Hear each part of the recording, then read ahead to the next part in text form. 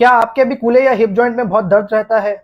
चलने में भी बहुत दिक्कत हो रही है? पास्ट में हिस्ट्री है कूल्हे के अराउंड फ्रैक्चर की, नेक फीमर फ्रैक्चर की, हिप जॉइंट डिसलोकेशन की?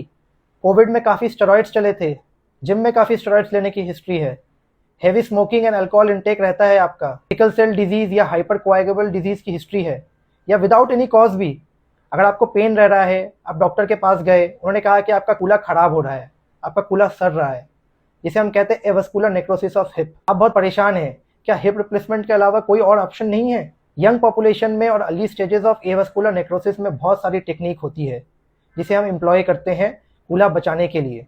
एज अ सर्जन हमारा हमेशा प्रयास रहता है कि हम नेचुरल हिप जॉइंट को प्रिजर्व करें। जो सबसे पहले टेक्निक है उसे कहते हैं code decompression. Avascular necrosis of hip में आपके कूल्हे की ब्लड सप्लाई खराब हो जाती है, तो हम एक ड्रिल लेते हैं और 8 to 10 mm ड्रिल करते हैं फीमर हेड में, या हम पतली ड्रिल से मल्टीपल ड्रिल करते हैं ताकि फीमर हेड का जो प्रेशर है वो रिलीज हो, न्यू वेसल्स फॉर्म हो, न्यू ब्लड सप्लाई हो। इसी ऑपरेशन में हम फिबुला ग्राफ्ट का यूज़ करते हैं। फिबुला एक ऐसा बोन है पैर का जिसका वेट बियरिंग में बहुत कम रोल है, तो उसे निकाला जाता है और उसे उस ड्रिल साइट से इंसर्ट किया जाता है और ठोक के बैठाया दिया जाता है। ये आपके फीमर हेड को कोलैप्स होने से रोकता है और एक सपोर्ट की तरह काम करता है और न्यू बोन फॉर्मेशन करवाता है। इसी ऑपरेशन में हम आपका बोन मैरो भी लेते हैं जिसमें बहुत हीलिंग प्रॉपर्टीज होती है। पेल्विस बोन से लिया जाता है, उसे सेंट्रीफ्यूज करके अगेन उसको उस ड्रिल साइट से इंजेक्ट किया जाता है ताकि वो वहाँ पर हीलिंग करे, न्यू बोन फॉर्मेशन करे, नई वेसल्स बनाए और आपका कूल्हा हील हो। इसी ऑपरेशन के बाद हम protected weight bearing for 6 weeks रखते हैं।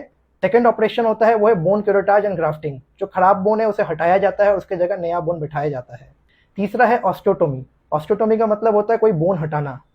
तो कुछ बोन को हम हटाते हैं ताकि जो आपका फीमर का जो वेट बियरिंग एरिया है, जहाँ पर बहुत प्रेशर आ रहा है, उसकी डायरेक्शन हम चेंज कर सके और जो नॉन वेट बियरिंग एरिया है उसमें प्रेशर जाए ताकि आपकी जो फीमर हेड खराब हुआ है उसकी हीलिंग हो सके।